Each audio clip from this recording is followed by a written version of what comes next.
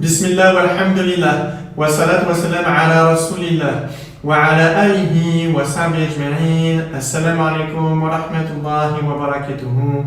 La'alaikum bi khair. J'espère que vous allez tous bien. Alors aujourd'hui on se retrouve avec notre 11e cours sur comment apprendre la langue arabe. Walhamdulillah, sur le cours précédent, nous avons pu finir toutes les lettres de l'alphabet. Néanmoins, il nous reste à voir encore quelques petites notions pour pouvoir lire en autonomie, Inch'Allah. Si vous vous souvenez, on avait commencé l'apprentissage de l'alphabet par la lettre Ba. On a fait Ba, Ta, Fa, etc. Mais la lettre Ba est la deuxième lettre de l'alphabet. À savoir que la lettre Elif est la première lettre de l'alphabet. Et on a commencé directement par la lettre Ba, car on avait besoin d'augmenter en science en apprenant qu'est-ce qu'une voyelle courte, qu'est-ce qu'une voyelle longue, apprendre par exemple la lettre Ba, le Ta, etc. pour pouvoir mieux comprendre par la suite la lettre Elif. Donc c'est ce que nous allons parler maintenant, Inch'Allah. Donc à savoir, c'est que la lettre Elif, c'est la lettre que vous voyez écrite ici. La lettre ici, c'est ce qu'on appelle une Hamza. Pourquoi on va voir les deux ensemble aujourd'hui? Déjà à savoir, c'est que la lettre Elif, nous allons toujours la retrouver en tant que voyelle. C'est-à-dire qu'on ne retrouvera jamais la lettre Elif en tant que lettre à part entière. C'est-à-dire avec une fatha, une dama, une kasra, comme on peut retrouver avec la lettre Ba, Ta ou Tha. D'accord? Ça sera toujours, donc la lettre Elif sera toujours en tant que voyelle. D'accord? Lorsqu'on pourra retrouver un Elif avec une fatha, comme ici dans fatha, dama ou kasra, comme vous voyez ici, en vérité, ça sera une Hamza. D'accord? C'est-à-dire que la Hamza, c'est pour ça qu'on voit les deux ensemble aujourd'hui, c'est parce que la Hamza est liée à la lettre Elif. D'accord? Donc comme on voit ici, donc ici on peut voir le Elif, ici on voit la Hamza. En vérité, c'est la lettre Hamza qui a pour support la lettre Elif. D'accord? Donc le Elif, comme on a dit, sera toujours une voyelle, on la retrouvera jamais en tant que lettre. Donc ici, c'est un Elif de support pour la Hamza. D'accord? Au niveau de la prononciation de la Hamza, c'est une lettre qui va sortir du plus bas niveau de la gorge. D'accord? Donc par exemple, la Hamza avec une fatha, on va dire un. Donc par exemple, si vous placez votre doigt, vous le mettez tout en dessous, donc au plus bas niveau de la gorge, vous faites un. Comme vous voyez, ça va vibrer. D'accord? Donc comme on vient de dire, la Hamza avec une fatha, on dira un. La Hamza avec une damma, on dira ou. Et la Hamza avec une kasra, on dira i. L'objectif de ce cours, c'est d'expliquer du coup comment on va prononcer la Hamza et non pas comment on va l'écrire. D'accord? Là, ce sont des cours pour apprendre à lire et à écrire. D'accord? Mais donc, là, ce qui nous intéresse aujourd'hui, pour ce cours-là, ça va être la prononciation de la Hamza. C'est-à-dire qu'on ne va pas expliquer pourquoi à ce moment-là on va l'écrire de cette façon-là, pourquoi à ce moment-là on l'écrira de cette façon-là, ou pourquoi en fin de mots on l'écrit de cette façon-là. D'accord? Ça nécessite vraiment des cours de grammaire à part entière. Là, ce qui nous intéresse, c'est d'augmenter en science au niveau de la lecture.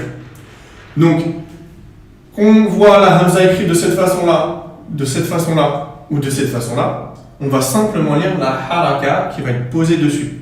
Donc, comme on a dit, avec une fatha, on dira qu'elle soit écrite de cette façon-là, par exemple de cette façon-là, ou de cette façon-là, on dira Ici, ou qu'elle soit écrite de cette façon-là, ou de cette façon-là, on dira ou. Ou qu'elle soit écrite de cette façon-là, de cette façon-là, ou de cette façon-là, on dira i. D'accord? Ça ne change pas la prononciation.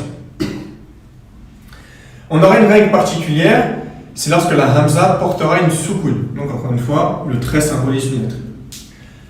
La Hamza, quand elle portera une soukoun, alors une règle à part entière, c'est qu'on va marquer un petit arrêt. D'accord?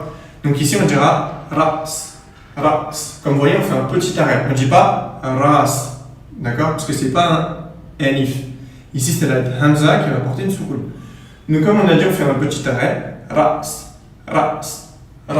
Comme vous voyez, on marque un petit arrêt. Et notamment, ras, ça veut dire une tête. Également, la Hamza, elle aura une écriture particulière lorsqu'elle sera suivie de la voyelle elif. D'accord? Lorsqu'on aura la Hamza suivie de la voyelle elif, on l'écrira de cette manière-là. D'accord?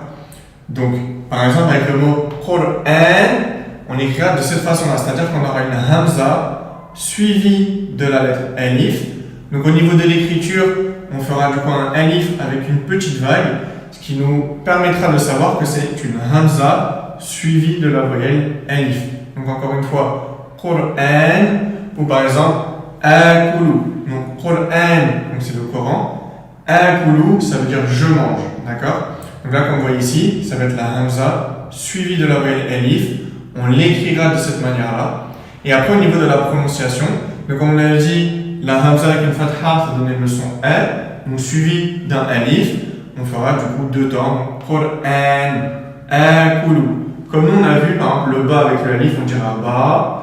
Et bien la hamza avec un alif en tant que voyelle, on dira a. Donc, Qur'an, akulu. Après avoir vu la lettre alif et la hamza, nous allons maintenant voir le ta'ul marbuta. Donc, le ta'ul marbuta, c'est la lettre que vous voyez écrite au tableau. Donc, elle va s'écrire de cette façon-là lorsqu'on va retrouver une lettre d'espacement avant elle. Et on va l'écrire de cette façon-là lorsqu'elle va être rattachée à la lettre d'avant, d'accord? Au niveau de la prononciation, on la prononcera comme la lettre ta, d'accord? Comme par exemple, si on lit les deux mots en entier, on dira Madinatun, ou alors ici, Fikratun, d'accord? Donc on la prononce comme la lettre ta. Également à savoir, c'est que lorsqu'on va retrouver le ta'ul marbuta, il fait également partie des signes du féminin. C'est-à-dire c'est de cette façon-là qu'on va voir si le mot il est au féminin, d'accord?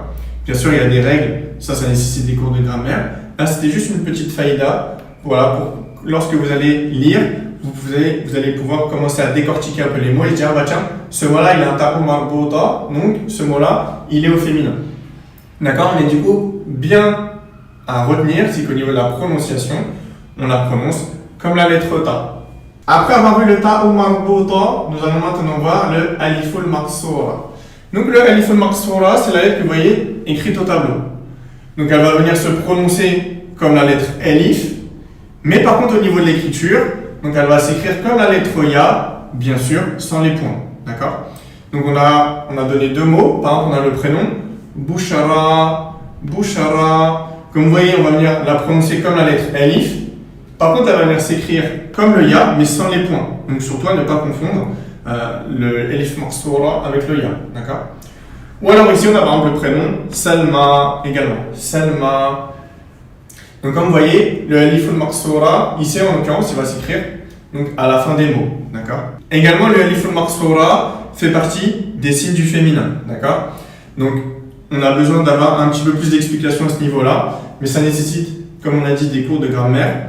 Donc là, juste à savoir, voilà, c'est que le alif maqsoura fait partie des signes du féminin. Donc quand vous le voyez dans un mot, eh ben, vous pouvez vous dire que ce mot-là, il est au féminin, d'accord? Mais au niveau de la prononciation, pour répéter ce qu'on vient de dire, il va venir se prononcer comme la lettre alif et il va s'écrire comme le ya, mais sans les points. N'hésite pas à t'abonner et également de laisser un commentaire afin de savoir si tu as bien compris ce cours. Subhanaka Allahumma bihamdik wa nashhadu an la ilaha illa ant wa nastaghfiruka wa atubu ilayk. Sallallahu ala Muhammadin wa alihi wa sahbihi ajma'in. Barakallahu fikum. Assalamu alaikum wa rahmatullahi wa barakatuh.